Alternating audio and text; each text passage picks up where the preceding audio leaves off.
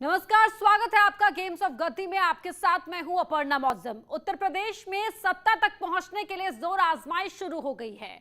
आज आपको दिखाएंगे सियासत में दावों की बौछार कैसे हो रही है। इसके अलावा यह भी बताएंगे कि एक्शन पर कैसे कैसे रिएक्शन आए हैं।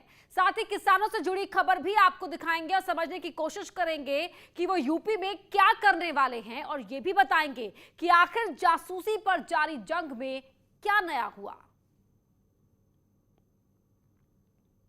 उत्तर प्रदेश में विधानसभा चुनाव से पहले दावों का दौर चल रहा है। सभी दल पूर्ण बहुमत की सरकार बनाने का दम भर रहे हैं। अखिलेश यादव ने भी 2022 में 350 से ज्यादा सीटों के साथ सत्ता में आने का दावा किया है, और बीजेपी इसे सिर्फ हसीन सपना बता रही है।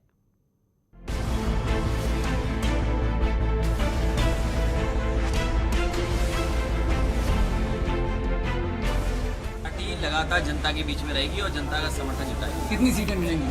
350 सीटें समाजवादी पार्टी जीतने जा रही है अपने अलायंस कर करके। 2022 के चुनाव से पहले समाजवादी पार्टी के मुखिया की ये भविष्यवाणी यूपी की सियासत में दावों के नए दौर की शुरुआत है। रथ यात्रा के जरिए चुनावी अभियान का आगाज करने के साथ ही अखिलेश यादव ने देश के सबसे बड़े सूबे में विधानसभा की सबसे ज्यादा सीटें जीतने का दावा कर विरोधियों के सामने चुनौती पेश करने में कोई कसर नहीं छोड़ी। पार्टी लगातार जनता के बीच में रहेगी और जनता का समर्थन जुटाएगी। कितनी सीटें मिलेंगी? 350 सीटें समाजवादी पार्टी जीतने जा रही है अपने अलायंस कर करके। 350 सीट जीतने का अखिलेश का दावा दमदार है या सिर्फ सियासी दिखावा, ये तो भविष्य ही बेहतर बताएगा। लेकिन एसपी के अध्यक्ष की इन बातों पर बीजेपी को बिल्कुल भी भरोसा नहीं है। बीजेपी ने अखिलेश यादव को 2014 से लेकर अब तक का इतिहास याद दिलाया है और आंकड़ों के साथ अपने लिए भी भविष्यवाणी की है। अखिलेश जी के दावे पर, क्योंकि वो दावा 2014 में भी किए थे, 2017 में भी किए थे और 2019 में भी किए थे, लेकिन उनके दावे फेल हुए। लेकिन मैं जो दावा कर रहा हूँ उसको आप ध्यान रखिए। 2022 में भारतीय जनता पार्टी फिर से 300 से अधिक सीटें जीतेगी। चाहे सारे विरोधी एक पक्ष में हो जाएंगे तब भी 100 में से 60% हमारा है, 40% में बंटवारा है और बंटवारे में भी हमारा है। और आप जैसे तमाम पत्रकार मित्र जो पूछते हैं बंटवारे में क्या है, तो मैं ये अंदर की बात है, यदुवंशी और रविदास वंशी सब हमारे साथ हैं। चुनावी संग्राम शुरू होने से पहले ही हर दल दावों के सहारे खुद को मजबूत दिखाने में जुटा है। राजनीति संभावनाओं का खेल है और इसी खेल को खेलने के लिए तमाम दल अपनी अपनी बिसात बिछा रहे हैं। इसके लिए चुनाव के नए हथियार यानी सोशल मीडिया का भी सहारा लिया जा रहा है। इसी कड़ी में अखिलेश यादव ने ट्वीट के जरिए बीजेपी पर तंज कसा है। अखिलेश ने लिखा है, आज 22 है, 22 में 22 सिकल की और बस 6 महीने और आज से बीजेपी की संवेदनहीन सरकार की उल्टी गिनती शुरू। अखिलेश यादव सत्ता तक पहुंचने के सपने देख रहे हैं और इसके लिए सरकार पर हमलावर भी हैं, लेकिन बीजेपी को उनकी किसी भी बात का भरोसा नहीं है। बीजेपी के तमाम नेता समाजवादी पार्टी को उसकी सत्ता का दौर याद दिलाकर आईना दिखाने की कोशिश में हैं। रथ यात्रा निकालें, चाहे पद यात्रा निकालें, चाहे वो कोई भी यात्रा निकालें, लेकिन उसका कोई प्रभाव जनता पे नहीं पड़ने वाला है। समाजवादी पार्टी का यूपी की राजनीति में जो उन्होंने अपनी छवि बनाने का काम किया है कि गुंडों, अपराधियों, माफियाओं, जो इस प्रकार के तत्व हैं, उनको फिर से शक्तिशाली बनाने का काम अगर प्रदेश की जनता करना चाहेगी तब सपा को वोट देगी। लेकिन प्रदेश की जनता ऐसा करना नहीं चाहती। इसका भी संदेश पंचायत के अध्यक्षों के चुनाव के माध्यम से उन्होंने दे दिया है। तो सपा का जो चरित्र है वो गुंडा, अपराधी, माफिया का संरक्षण करने वाला है और ऐसी पार्टी को अब उत्तर प्रदेश में कोई कहीं पर भी स्थान देने वाला नहीं। सत्ता पक्ष अपनी पकड़ पूरे राज्य में मजबूत बता रहा है, जबकि विपक्ष की ओर से सरकार की नाकामियां गिनाई जा रही हैं। इस पूरी जंग में दोनों का फोकस विधानसभा चुनाव जीतने पर है और उसी हिसाब से एक दूसरे को नीचा दिखाने की कोशिश भी हो रही है। सपने देखने का अधिकार सबको, और अखिलेश जी आप भी मुंगेरी लाल के सपने देख सकते हैं। उत्तर प्रदेश की जनता ने 2014 में ही जाति और धर्म की राजनीति को तिलांजलि दे दी, अब विकास की नीति पे चल रही है। 350 सीटें जीतने का जो ख्वाब है वो कभी पूरा होने वाला नहीं है, क्योंकि उत्तर प्रदेश की जनता फिर से बंदूक और संदूक की राजनीति में नहीं जाना चाहती है। उत्तर प्रदेश की जनता नरेंद्र मोदी और योगी आदित्यनाथ की सरकार में जो चौमुखी विकास हुआ है उसके साथ है। उत्तर प्रदेश की जनता अब जान चुकी है कि भारतीय जनता पार्टी सिर्फ जाति धर्म की राजनीति करती है। समाजवादी पार्टी एक ऐसी पार्टी है जो समाज के विकास की राजनीति करती है और उत्तर प्रदेश को आगे ले जाने की बात करती है। इसलिए जनता ने तय कर लिया है कि इस बार समाजवादियों को 350 सीटें दिला के भारी बहुमत से 2022 में बाईसाइकिल की सरकार आएगी और भारतीय जनता पार्टी को आउट कर देगी। सत्ता पाने के लिए जोर आजमाइश का दौर हर तरफ चल रहा है। अखिलेश 350 प्लस की बात कर रहे हैं तो बीजेपी इस बार भी 300 से ज्यादा सीटों के साथ सत्ता बरकरार रखने का दम भर रही है। मगर किसका दावा ज्यादा दमदार साबित होगा, ये फैसला तो उत्तर प्रदेश की जनता ही करेगी। Bureau report, news 18।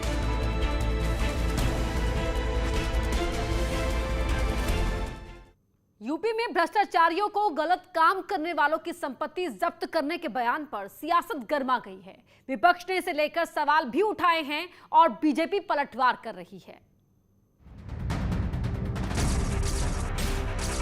एक एक कार्यालय में 10-10 बार 20-20 बार जाते थे नियुक्ति पत्र के नाम पर। पहले तो परीक्षाओं के नाम पर, फिर परिणाम के नाम पर, फिर नियुक्ति के नाम पर, फिर अन्य तमाम प्रकार से प्रताड़ित करने की जो एक व्यवस्था चली आ रही थी, आज वह नहीं हो सकता। कोई गलत नहीं कर सकता और जिसको अपनी प्रॉपर्टी जब्त करवानी हो वह गलत करेगा। जिसको अपने आने वाली व्यवस्था के लिए पूरे सारे रास्ते बंद करने हो वह अन्याय करेगा। अन्यथा किसी को अन्याय करने की छूट नहीं दी जा सकती। मुख्यमंत्री के इस बयान पर उत्तर प्रदेश की सियासत में संग्राम छिड़ गया है। विरोधी सवाल उठा रहे हैं और पूछ भी रहे हैं। सीएम की चेतावनी में कांग्रेस को धमकी नजर आ रही है। इसीलिए प्रियंका गांधी ने कुछ इस अंदाज में आरोपों के तीर चलाए। इस देश में अपनी आवाज उठाना, प्रदर्शन करना और अपनी मांगों के लिए आंदोलन करना एक संवैधानिक अधिकार है। जायज मांगों के लिए आवाज उठाने वालों को डराने और धमकाने के लिए सत्ता का दुरुपयोग करना एक घोर अपराध है। जिस प्रॉपर्टी पर योगी जी बैठे हैं वो उनकी नहीं, देश की जनता की है। याद रखें कि वो प्रॉपर्टी भी एक दिन जनता जब्त कर सकती है। एक कांग्रेस प्रभारी ने ट्वीट के जरिए सवाल उठाए तो यूथ कांग्रेस के अध्यक्ष श्रीनिवास बीवी ने भी सोशल मीडिया के सहारे ही यूपी के सीएम को कुछ ऐसा लिख दिया जिस पर अब सवाल उठ रहे हैं।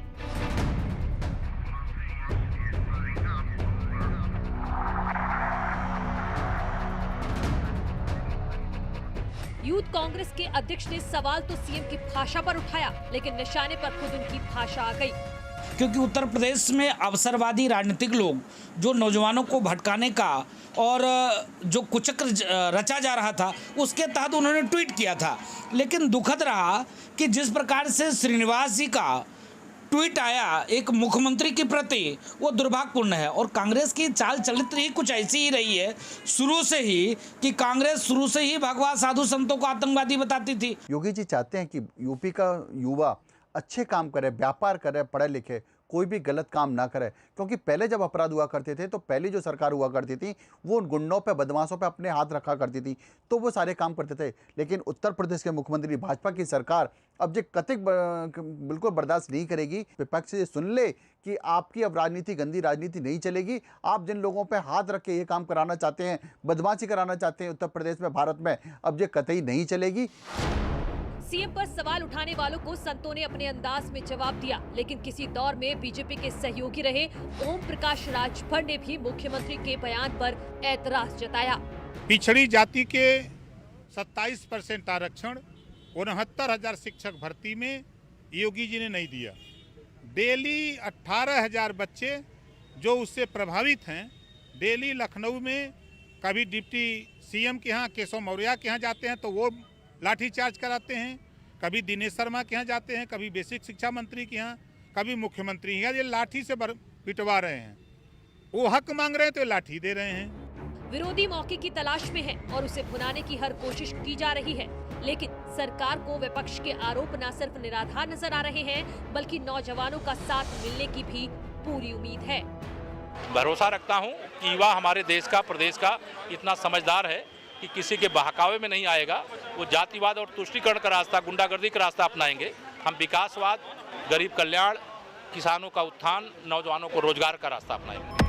सीएम ने गुंडे, माफिया और भ्रष्टाचार में शामिल लोगों की संपत्ति जब्त करने की चेतावनी दी तो विपक्ष ने भी उसे मुद्दा बना दिया और सियासी हमले तेज कर दिए। असल में अब चुनाव नजदीक है, इसीलिए तमाम दल नफा नुकसान की सियासत कर रहे हैं और जनता के बीच पकड़ बनाने की कोशिश में है। मगर हार जीत का फैसला तो जनता को करना है, लिहाजा सब कुछ जनता पर ही छोड़ देना चाहिए। Bureau report, news 18। किसान आंदोलन के बहाने सियासत एक बार फिर हावी हो गई है। दिल्ली के जंतर मंतर पर किसानों ने संसद चलाई और अपनी मांगे मनाने के लिए सरकार पर दबाव बनाया। इसके साथ ही किसानों ने यूपी चुनाव से पहले अभियान चलाने की बात भी कही है।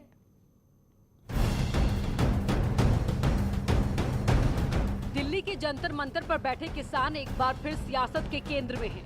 पंजाब और उत्तर प्रदेश में अगले साल विधानसभा चुनाव होने हैं, लिहाजा राजनीतिक दल भी इसे भुनाने में जुट गए हैं।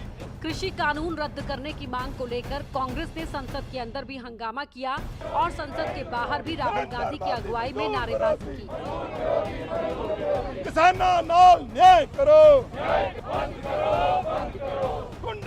किसान एकजुटता दिखा रहे हैं और सारे हिंदुस्तान के किसानों के चलते हम भी उनके साथ आई, उनकी लड़ाई में शामिल होना चाहते हैं।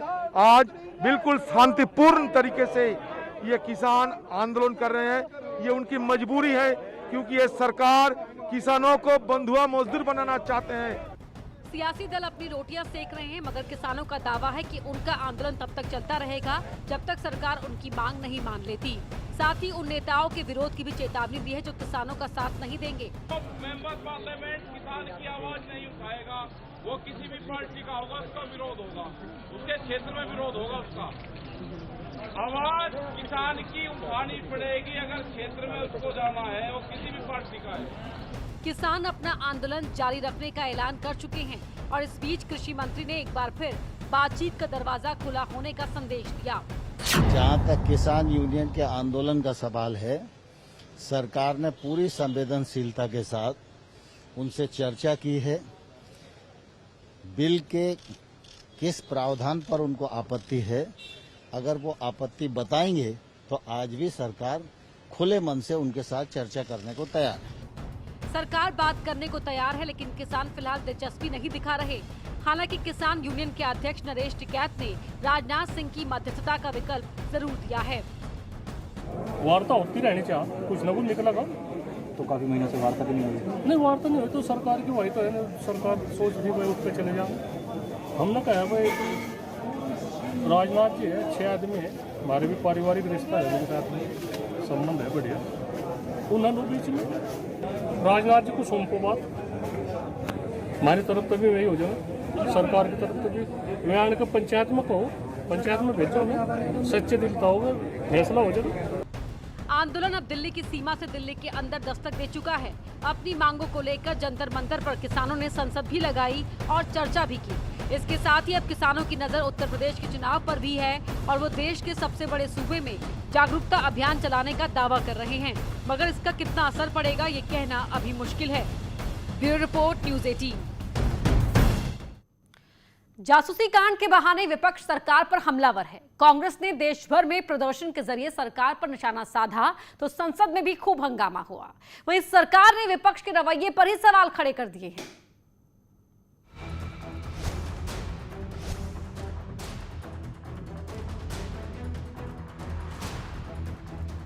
पेगासस जासूसी कांड पर संसद से लेकर सड़क तक विपक्ष संग्राम के मूड में है। कई नेताओं के फोन टैप किए जाने की आशंका के बाद सियासत में उबाल है। लखनऊ में भी कांग्रेस कार्यकर्ता सड़क पर उतरे और सरकार के खिलाफ नाराजगी जाहिर की। पेगासस सॉफ्टवेयर के जरिए कांग्रेस नेता राहुल गांधी की जासूसी के आरोप के बाद अब आप देख सकते हैं कि कांग्रेस लगातार मोदी सरकार के खिलाफ प्रदर्शन करती नजर आ रही है। इस दौरान आप देख सकते हैं कि कांग्रेस प्रदेश अध्यक्ष अजय कुमार लल्लू अपने सैकड़ों कार्यकर्ताओं के साथ प्रदर्शन के लिए सड़कों पर उतरे हैं। हालांकि इस दौरान इनको पहले ही इनके आवास में हाउस अरेस्ट किया गया है। ऐसे में अब ये देखना होगा कि क्या पुलिस इन्हें आगे जाने की इजाजत देती है या फिर इन्हें यहीं पर रोका जाएगा। आप देख सकते हैं कि भारी संख्या में पुलिस फोर्स यहां पर लगाया गया है। तो कांग्रेस प्रदेश अध्यक्ष अजय कुमार लल्लू को हिरासत में लेने का प्रयास कर रहा है। आप देख सकते हैं कि यहां पर पुलिस और कांग्रेस नेताओं और कार्यकर्ताओं में झड़प हो रही है। इस दौरान कांग्रेस प्रदेश अध्यक्ष अजय कुमार लल्लू को हिरासत में लिया गया है। पुलिस ने यूपी कांग्रेस के अध्यक्ष को हिरासत में लेकर उनका प्रदर्शन रोकने की कोशिश की, लेकिन कांग्रेस ने दावा किया है कि लोकतंत्र बचाने की लड़ाई में वो लड़ते रहेंगे। ये सरकार दमन की राजनीति करना चाहती है। जो लोग आंदोलन करते हैं उनके घरों के आगे पहरा, जो लोग सड़क पर उतरते हैं उन्हें लाठी, जो लोग इस सरकार के खिलाफ बोलते हैं उनके खिलाफ मुकदमा लिखकर जेल भेजना। हम डरने वाले लोग नहीं। सड़क के साथ साथ संसद में भी विपक्ष ने जमकर हंगामा किया और नारेबाजी की। इस दौरान मंत्री को बयान भी नहीं पढ़ने दिया गया, लिहाजा केंद्र ने विपक्ष के रवैये पर ही सवाल उठा दिया।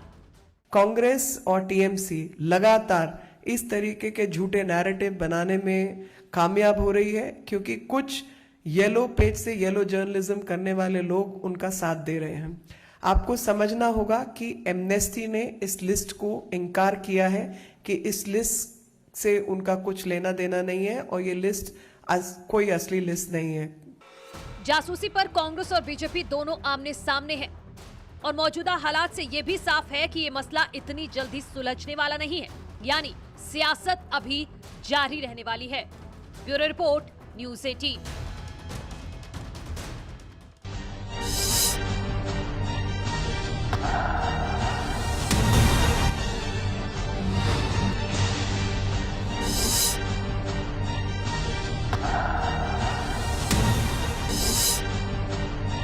मान लिया